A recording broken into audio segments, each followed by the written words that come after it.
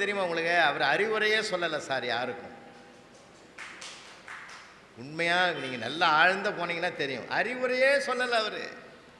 டேய் உனக்கு இதெல்லாம் எடுத்துக்கோ நல்லது.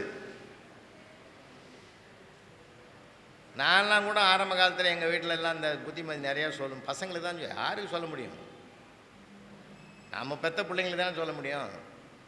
+2 படிக்கும்போது சொன்னேன், இங்கே உட்காரதெல்லாம் அங்கே உட்காரது, இந்த நேரத்தில் எழுந்துரு, இந்த நேரத்தில் படி, இந்த சப்ஜெக்ட் அப்படி படிப்படி. அவனே முதல்ல ஒரு மாதிரி ஆகி அங்கே வீட்டம்மாவை போய் கேட்டான். பார்க்குறப்பெல்லாம் புத்திமதி சொல்கிறாருமா, அப்பா எப்பம்மா நிறுத்துவாருன்னா. அவருக்கு புத்தி வந்து நிறுத்திடுவார்றான்னா. அன்னைக்கு விட்டத்தான் புத்திமதி சொல்கிறதே. புத்திமதி சொன்னால் யார் சார் இப்போ கேட்பாங்க? ஆசிரியர் கூட வகுப்பறையில் உட்காந்து நம்ம ஒரு கலந்துரையாடல் பண்ணுவோன்னு சொன்னால் தான் அவன் கேட்பான். அட்வைஸ் பண்ணுற காலம் இல்லை இது. ஏன்னா கூகுளை பார்த்து தேடிட்டு வந்து நம்ம கேள்வி கேட்குறதுக்கு அவன் தயாராக வரான். நாம் வகுப்பில் அவன் படிச்சுட்டு வந்த பிறகு கேள்வி கேட்ட காலம் போய் இப்போ கூகுளில் அவன் படிச்சுட்டு வந்து கேள்வி கேட்குறான் நம்மளை. காலங்கள் மாறுதா இல்லையா? அன்றைக்கு கூட ஒரு கல்வியாளர்கள் கூட்டத்தில் பேசுகிற போது ஒருத்தர் சொன்னார், மாதா பிதா குருன்றதை எடுத்தாச்சு, இப்போது மாதா பிதா கூகுள் தெய்வம்னு வந்துடுது அப்படின்னார். நான் எழுந்து சொன்னேன், ஒருபோதும் குருவினுடைய இடத்த, ஆசிரியனுடைய இடத்த கூகுள் பிடிக்கவே முடியாது. ஏன் தெரியுமா? AK-47 எப்படி ஏற்கலாம் என்று வேணால் கூகுள் சொல்லிக் கொடுக்கலாம். எவனை சுட வேண்டும் என்று ஒரு ஆசிரியன் குரு தான் சொல்லிக் கொடுக்க முடியுமே தவிர அதுக்கு தெரியாது. அதுவும் நல்ல ஒரு ஆசிரியனிடத்தில் படித்த ஒரு அறிவாளி தான் கூகுளையே கண்டுபிடிச்சிருக்கான். அதனால் ஒருபோதும் குருவின் இடத்தை யாராலும் இடம் பிடிக்க முடியாது. அது தியாகத்தின் அடையாளம். அறிவு கண்ணை திறக்கிற ஆசான் இடத்தை அவனுக்கு நிகராக இன்னொருவர் இடம் பிடிக்க முடியாதுன்னு அந்த கல்வியாளர் கூட்டத்திலே உட்கார்ந்து அவர் ஆஃப் பண்ணிட்டேன். என்றைக்கும் மாதா பிதா குரு. அதனால்தான் தாய் ஒரு ரோல் மாடல், தந்தை ஒரு ரோல் மாடல், ஆசிரியன் ஒரு ரோல் மாடல். சாதாரணமான சார். அதனால்தான் தந்தை எப்படி இருக்கணும்னு திருவள்ளுவர் சொன்னார், மகன் எப்படி இருக்கணும்னு சொன்னார், தாய் எப்படிப்பட்டவள்னு சொன்னார். 3 குறளுமே ஒப்பும் உண்டு சார். ஈன்ற பொழுதில் பெரிது உவக்கும் தன் மகனை சான்றோன் என கேட்ட தாய், ஈன்று புறந்தறுதல் இந்தலைக் கடனே சான்றோனாக்குதல் தந்தைக்கு கடனே, நன்னடை நல்கல் வேந்தற்கு கடனே, ஒளிர்வாள் அறிஞ்சமை முறுக்கி களிரிருந்து பெயர்தல் காளைக்கு கடனே என்று சங்க இலக்கியம் பேசுறவ. அதான் தந்தையின் கடமை, தனையனின் கடமை, அம்மாவின் பொறுப்புன்னு 3 வருடம் எழுதுறார். யார் இப்படிலாம் சொல்ல முடியும்? அப்படி உள்ள ஒவ்வொரு குடும்பமும், ஒவ்வொரு பிள்ளையும், ஒவ்வொரு பெண்ணும் அதற்குள்ளே நுழைந்த அந்த முத்தைக்களை எடுத்துக்கொண்டால், அதனால்தான் திருக்குறளை தினம் தினம் படிக்கணும் சார். பிள்ளைகளுக்கு தான் சார் நிறைய கொண்டு போய் சேர்க்கணும். நான் போகிற கல்லூரிகளிலெல்லாம் சிலவற்றை விதையாக்கி வருகிறேன். திருக்குறளை, நல்ல திருக்குறளை அவங்களுக்கு வேண்டிய திருக்குறளை எடுத்து சொல்லி விதையாக்கிக்கிட்டு வர்றேன் எல்லா கல்லூரியிலையும். கேட்டு பாருங்களேன், இன்றைக்கி என்னான்னு கேளுங்களேன். யாரையாவது ஒரு பையனை பிப்ரவரி 14 இன்றைக்கி என்னான்னு கேட்டு பாருங்கள்.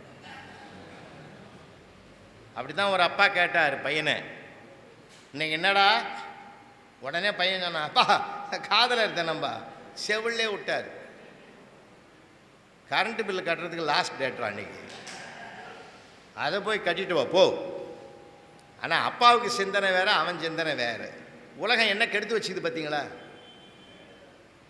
சார்? இன்றைக்கி சமூகமும் ஊடகங்களும் தரக்குறைவாக போயிட்டுருக்கு சார். இவனுக்கு எவை எவை தேவையில்லை எல்லாத்தையும் சொல்லியிருக்கு. அதில் ஒருத்தர் விளக்கம் கொடுக்கலாம் சார். எனக்கு பிப்ரவரி 14 காதலர் தினம், நவம்பர் 14 குழந்தைகள் தினம். சரியாக நடுவில் 10 மாதம் சார்.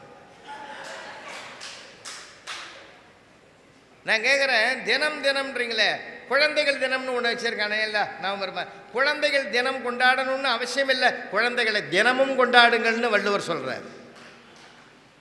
குழலினிதி யாழினிதி என்பதம் மக்கள் மழலை சொல் கேளாதவர். ஒரு குடும்பத்துக்குள்ளே எப்படி நுழைறாரு பார்த்தீங்களா? தாயின் தகப்பனை யாரை கொஞ்சம், யாரை மகிழணும், எது நிஜ சீரியல் தெரியுமா? குழந்தை தாண்டா உனக்கு நிஜ சீரியல். இன்னைக்கு ஏன் இந்த இளைஞர்கள் கேள்விக்குறியாக இருக்கிறார்கள்? கொஞ்சம் யோசிக்கணும். கொஞ்சம் நாம யோசிக்கணும். தாய் தந்தை பொறுப்பில் இருக்கிறவர்கள் விலகிக் கொள்ளுகிறார்கள், பேச மறுக்கிறார்கள். வருத்தமாக இருக்குது சில இடங்களில். யார் சார் ரோல் மாடல் நான் கேட்குறேன். அதனால தான் நான் 3 பேரையும் 3 ஆங்கிளில் சொல்கிறாரு. எனக்கு அம்மா தானே சார் ரோல் மாடல். ஏன் அவ சொல்லி தானே எனக்கு அப்பான்னு யார் தெரியும். பிறந்த உடனே அப்பாரா கூப்பிட்டோம், அம்மான்னு கூப்பிட்டான். அவளுக்கு தான் தெரியும் இவன் தான்டா உங்கள் அப்பன், இவன் தான் உங்கள் மாமன், இவன் தான் உங்கள் அக்கா, தாத்தா, பாட்டின்னு உறவுகளை அடையாளப்படுத்துபவள் அவள். அவள் சரியாக சொல்லிக் கொடுத்தாலும் சரியாக வரும், தப்பாக சொல்லிக் கொடுத்தாலும் தப்பாக வரும். அப்போ ஒரு தாய் எப்படி இருக்கணும் அதைத்தான் அவர் அழகாக சொன்னார். தாய் எப்படி இருக்கணும்னு திருவள்ளுவர் சொல்லலை. அவள் எத்தகையவள் தெரியுமா? என்ற பொழுதை விட மகிழ்வாள் நீ சான்றோன் என்று ஊர் சொல்ல கேட்டு. அப்படின்னா அவள் தான் முதல் நமக்கு ஆசிரியர், முதல் நம்மளுக்கு தெய்வம், நமக்கு எல்லாமே அவள் தான். எந்த குழந்தையும் நல்ல குழந்தை தான் மண்ணில் பிறக்கையிலே அவன் நல்லவனாவதும் தீயவனாவதும் அன்னை வளர்ப்பினிலன்னு ஒரு திரைப்பட பாடலில் பாடினான். இப்படி நான் சொல்கிறேன். சமீபத்தில் ஒரு அம்மா பையனை 4ஆம் கிளாஸ் படிக்கிற பையனை பக்கத்தில் உட்கார வச்சு ஞாயிற்றுக்கிழமை காலையில் கேட்குது. 4 நாளும் கூட்டி சொல்கிறா 10. ஏன்டா அவங்க ஒப்ப நாட்டுமே பேசுகிறேன். அந்த ஆள் எங்கேயோ உட்காந்துங்கிறான், அவனை வம்புக்கு இழுக்குது அந்த அம்மா. எப்பயுமே வம்புக்கு இழுப்பாங்க. மறுபடியும் கேட்குறேன், விரலை விட்டு கூட்டு 4 நாளும் 10 தாம்மா. ஏன்டா தப்பா என்னை படுத்துற? நான் படுத்தலம்மா, ஒரு வாரமாக உன்னை நான் பார்க்குறேன். காய்கறி கூடையோடு கீரைக்காரம்மா வந்து நிற்குது, இறக்கி வச்சுட்டு 10 ரூபா கட்டு கீரையை 2 ரூபா அரை மணி நேரமாக பேசியே குறைச்சி 2 ரூபாய்க்கு குறைச்சி 8 ரூபாய்க்கு வாங்குற, ஒரு நாள் உருளைக்கிழங்கு 2 ரூபா குறைச்சி வாங்குற, ஒரு நாளைக்கு கோஸை 2 ரூபா குறைச்சி வாங்க. டெய்லி நான் பார்க்குறேன் 2 ரூபா குறைச்சி தான் நீ வாங்குற. அந்த அம்மா சொல்கிற வேலையில் இப்போ நான் 4 4 8 நான் கரெக்டாக சொன்னேன்னா நீ 2 குறைச்சா 6 தான் வரும். ஆன்சர் தப்பாகிடும். அதனால தான்மா நான் 4 4 10ன்னு, நீ 2 குறைச்சாலும் கரெக்ட் ஆன்சர் 8 வந்துடும். அப்போ தான் அம்மாவே உணர்றாவோ நம்ம தப்பான பாதையை காட்டிட்டோமோ, தப்பான பாதையை காட்டிட்டோமோன்னு தன்னை திருத்திக் கொள்கிறாள். அதனால்தான் ஒரு தாய் தவறு செய்தாலும் அது வரும், நல்லது செய்தாலும் அது வரும். அதனால்தான் தென்னாப்பிரிக்காவில் நண்பர்களோடு சேர்ந்து படித்து கொண்டிருக்கும் போது மது சாப்பிடும் மாமியம் சாப்பிடும் என்று சுற்றி இருந்தவர் சொன்னார்கள். முடியாது, என் அம்மாவுக்கு கொடுத்த சத்தியத்தை நான் மீற மாட்டேன். எங்கள் அம்மா எனக்கு சொல்லி கொடுத்துருக்கிறா, அதுதான் எனக்கு குரு, எல்லாம் அவள் தான். அவள் சொன்னதை நான் மீற மாட்டேன். மது அருந்தாதே மாமிசம் சாப்பிடாதேன்னு சொன்னா எங்கள் அம்மா, அதைத்தான் நான் கேட்பேன்.